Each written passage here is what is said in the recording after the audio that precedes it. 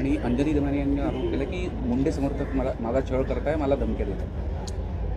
बघा, पहिली गोष्ट तर अशी आहे की मोर्चे काढण्याचा सगळ्यांना अधिकार आहे, पण बीडच्या प्रकरणामध्ये सरकार आणि पोलीस पूर्ण शक्तीने त्या ठिकाणी कारवाई करत आहे, निर्धाराने कारवाई होते आहे. या प्रकरणामध्ये काहीही झालं तरी कोणालाही वाचवण्याचा कोणी प्रयत्न केला तरी आम्ही वाचवू देणार नाही, कोणालाही वाचवलं जाणार नाही.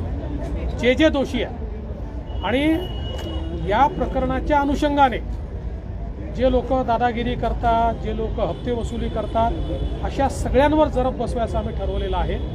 त्यामुळे या संदर्भातली योग्य कारवाई चालली आहे आणि श्रीमती अंजली दमानिया यांची काही तक्रार असेल त्यांनी पोलिसला द्यावी, पोलीस त्याच्यावर निश्चित कारवाई करतील.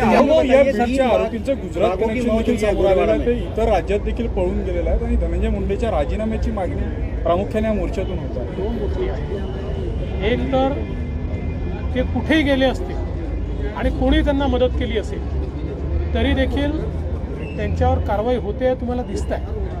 मदत करणाऱ्यांना आम्ही सोडत नाही आहे. आता माझं मत एवढंच आहे की या संदर्भात नीट चौकशी करू द्यावी, सगळी चौकशी पूर्ण होऊ द्यावी. आम्ही कुठल्याही दोषीला सोडणार नाही आहे. याचा उपयोग कुठल्याही राजकारणाकरता करू नये, ही एक गंभीर बाब आहे. एक अतिशय चांगल्या आणि लोकांमध्ये लोकप्रिय असलेल्या सरपंचाची निर्घृण हत्या झाली आहे. त्यामुळे त्या हत्येचा उपयोग हा राजकारणाकरता होऊ नये, तर त्यातनं समाजामध्ये काहीतरी सुधार व्हावा असा आमचा प्रयत्न.